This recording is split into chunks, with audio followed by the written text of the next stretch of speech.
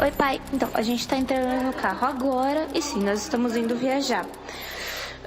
Voltamos quinta-feira no final do dia e vamos passar o final de semana com você. Beijos.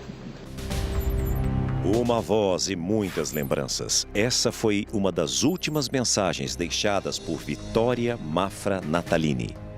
Eu penso na minha filha todos os dias. Eu sinto falta dela todos os dias. Meu coração dói todos os dias. Um pai que busca no que restou da filha forças para continuar na luta solitária por justiça. Todos os dias eu tenho vontade de chorar. Mas eu já chorei tanto que eu não tenho mais lágrimas para expressar no meu dia a dia a falta que essa menina me faz. Um inquérito policial não concluído. Como a gente costuma dizer no jargão policial, tempo que passa é verdade que foge. Falhas na perícia inicial. Uma investigação paralela. Pistas, provas, vestígios, mas nenhum preso. Não tem crime perfeito, tem crime mal investigado. Neste caso específico da Vitória Natalini, o crime foi mal investigado. Não dá para se conformar. Nunca. Cobrar, cobrar e cobrar. Quem matou a estudante Vitória Natalini? Uma pergunta há 7 anos sem resposta. Um caso cercado de mistérios que deu o que falar.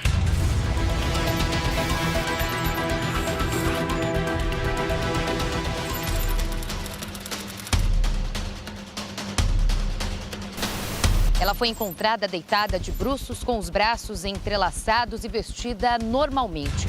Se a garota tivesse sido encontrada rapidamente, lá onde estava, no alto daquele morro, talvez Vitória ainda estivesse viva, porque o resgate também seria rápido. A menos de 3 quilômetros da saída da fazenda está o hospital de Itatiba. 11 de setembro de 2015. Aqui, na escola Waldorf Rudolf Steiner, na zona sul de São Paulo, um grupo de alunos do primeiro ano do ensino médio saía para uma excursão escolar. Mas a estudante Vitória Natalini não voltou com vida do passeio. Quando você entrega um filho numa escola, a escola passa, a partir daquele momento, ter o dever de segurança, proteger a criança, a sua integridade. Seja em atividade interna na escola, seja em atividade de excursão, seja em atividade extra-campo. Saudável, alegre, bonita, estudiosa, Vitória Natalini tinha apenas 17 anos e muitos planos. Olha, a Vitória foi uma das melhores pessoas que eu conheci na minha vida. Ela era amorosa ao extremo. Eu fico até emocionado de lembrar. No diário de Vitória, logo depois da anotação sobre a viagem, uma data especial era esperada. Pai, filha e madrasta iriam ao show do Queen em Porto Alegre, no Rio Grande do Sul. A Vitória sempre foi música na minha vida. Quando nós estávamos em casa, que a casa estava muito silenciosa, ela falava: pai, tá muito silêncio nessa casa. Vamos ligar a música, vamos dançar. E ligava a música bem alto e dançava pela sala. João e Vitória ouviam música a caminho da escola minutos antes do beijo de despedida. No dia 11 de setembro de 2015, eu entreguei minha filha na porta da escola Waldorf Rudolf Steiner, à porta de um ônibus, para que ela pudesse fazer um trabalho de matemática fora de São Paulo, tá? Um trabalho obrigatório que valia para nota. Depois disso, eu fiquei só sabendo da minha filha no dia 16, quando me ligaram dizendo que ela tinha sumido, e eu só fui ver minha filha novamente, sem vida, no dia 17. Você entrega a tua filha para um colégio de reputação. A sua filha vai com um grupo de colegas para uma fazenda, para fazer um trabalho à luz do dia. E a garota morre. Vitória Natalini e outros 33 estudantes ficariam por uma semana na Fazenda Pereiras, em Itatiba, no interior de São Paulo, que pertence a um ex-aluno da escola. As atividades no colégio se repetiam com frequência no mesmo lugar. Já havia se passado 5 dias. Os estudantes foram separados em grupos de 3. Eles faziam a medição de uma área para um trabalho de matemática. Os professores mandaram todos os alunos fazerem as medições em campo, sem nenhum tipo de monitoramento, sem nenhum tipo de segurança. Lá existiam, inclusive, trabalhadores, lavradores, todos funcionários da fazenda, aos quais os alunos estavam acessíveis. Os professores em si ficaram no conforto da casa da fazenda. Vitória disse aos colegas que iria ao banheiro, que ficava na sede da fazenda, a 500 metros do local onde eles estavam. Era pouco mais de 2 da tarde. Quase 2 horas depois, quando a tarefa terminou, os alunos questionaram os professores onde estaria a estudante que não havia retornado do banheiro. Ela sumiu. Como é que uma aluna que está fazendo um trabalho em grupo se ausenta durante 2 horas e ninguém percebe? O boletim de ocorrência foi feito 4 horas depois. Até agora não se sabe por que demorou tanto tempo para alguém tomar algum tipo de providência junto às autoridades. Quando começou a anoitecer, uma cozinheira da fazenda, e não qualquer pessoa da escola, fez contato com a Defesa Civil. Foi aí que se começou a mobilizar algum tipo de providência em busca da minha filha. Um dos topógrafos do grupo encontrou em uma estrada apenas o boné que Vitória usava. Somente às 8 da noite, o pai de Vitória foi comunicado pela escola sobre o desaparecimento. Esse momento já era tarde, não se podia fazer qualquer coisa. Um helicóptero não pode fazer sobrevoos noturnos de busca. Isso fez toda a diferença. Eu pedi a todo momento para que se entrasse nas casas dos colonos. Em função do anoitecer, a polícia pediu para suspender essas buscas e as buscas só foram retomadas no raiar do dia seguinte.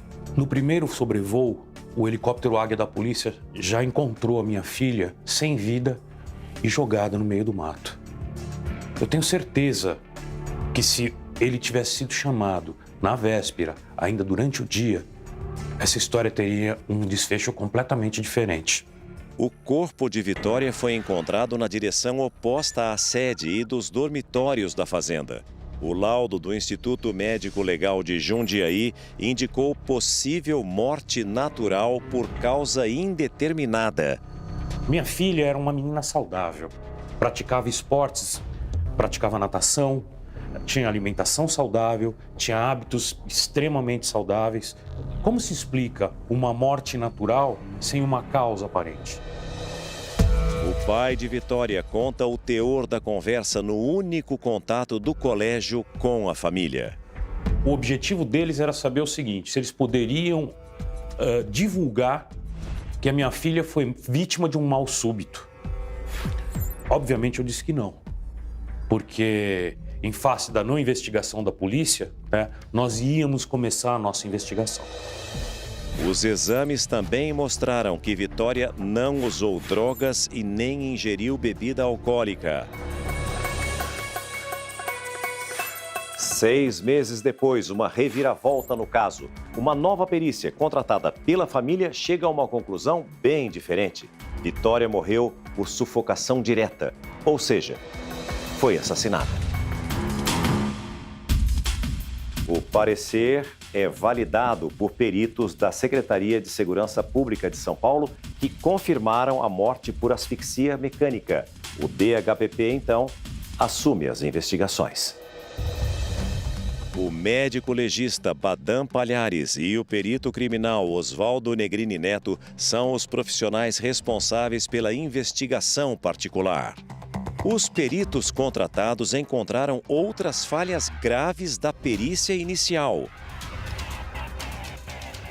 Houve uma força que impedisse ela de respirar, tá certo?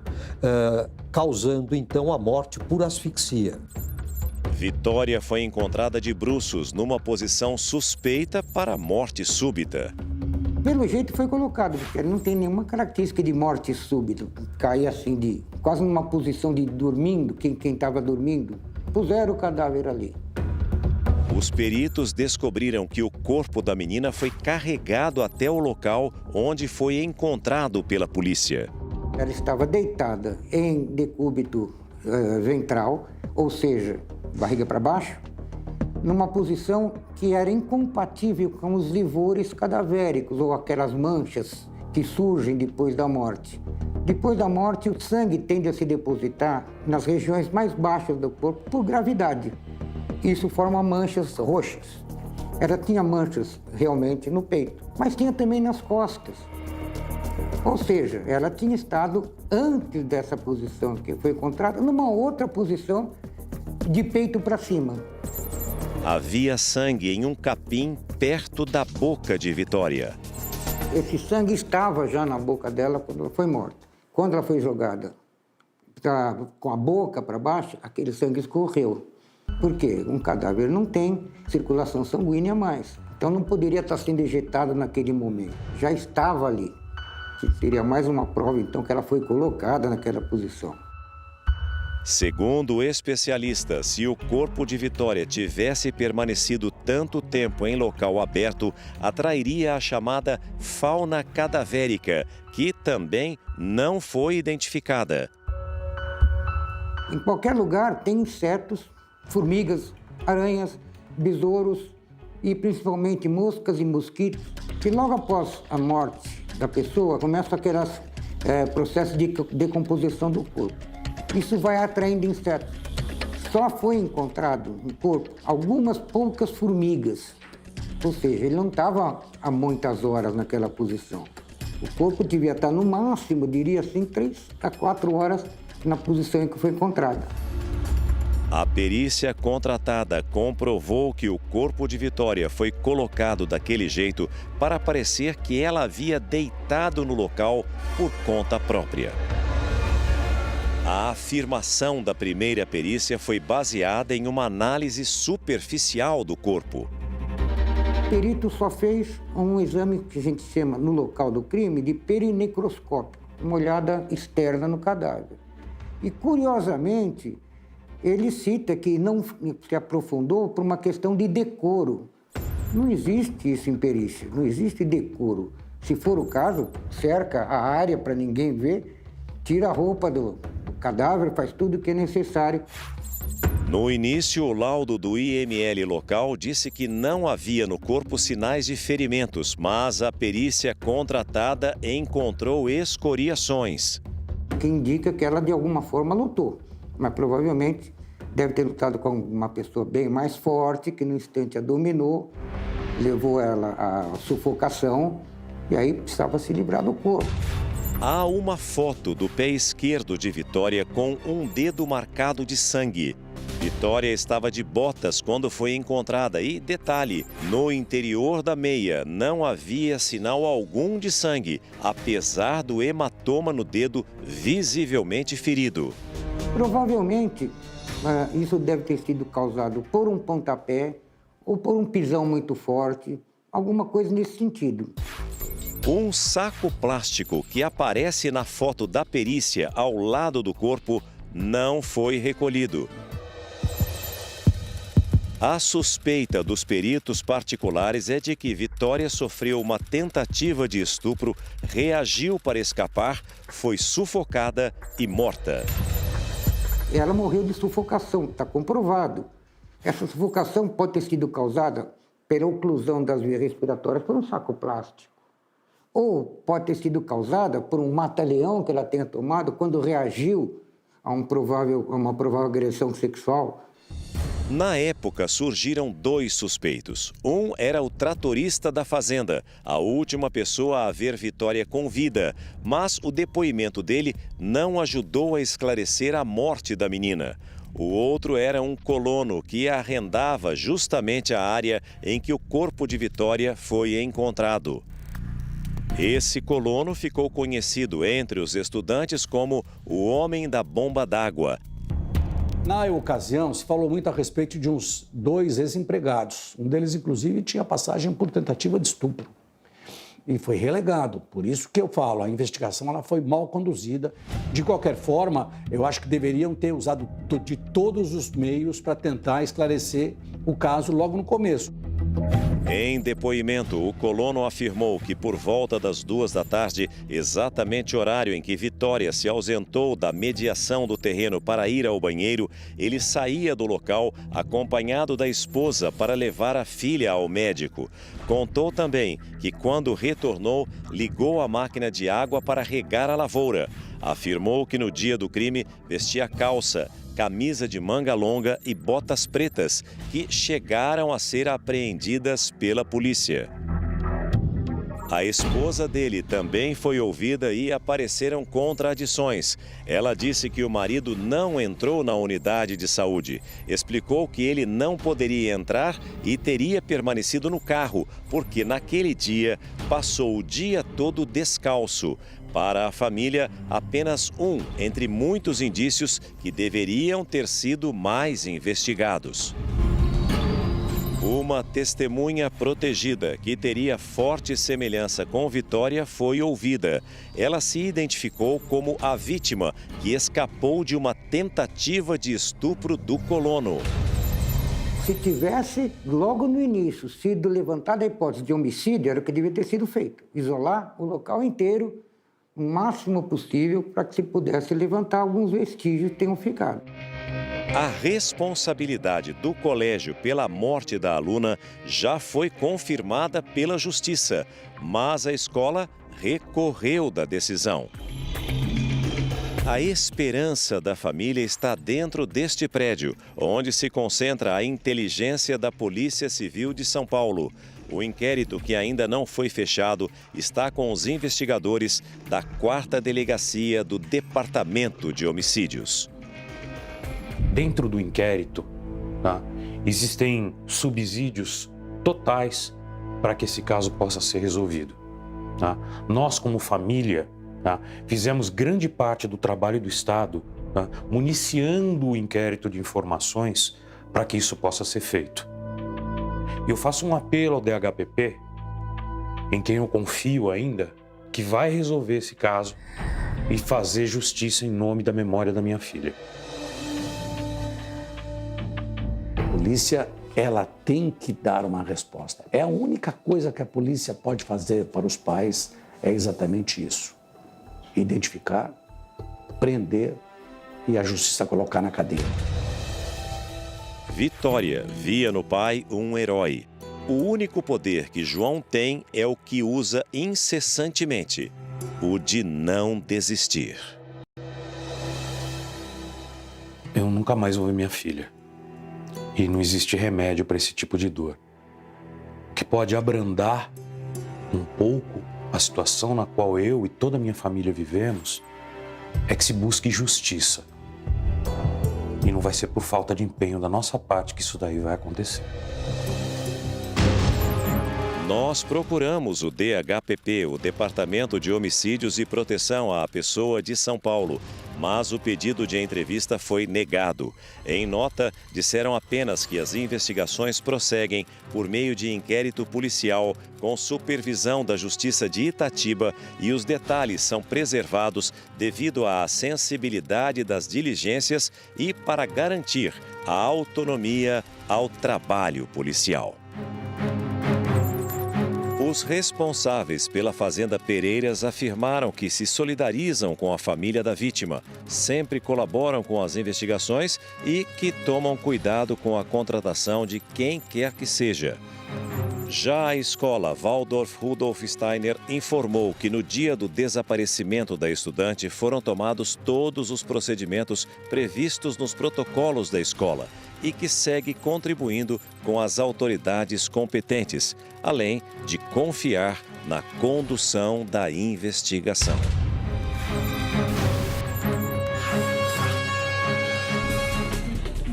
Hoje em dia vai continuar acompanhando este caso de perto e nós esperamos que ele seja esclarecido totalmente em breve.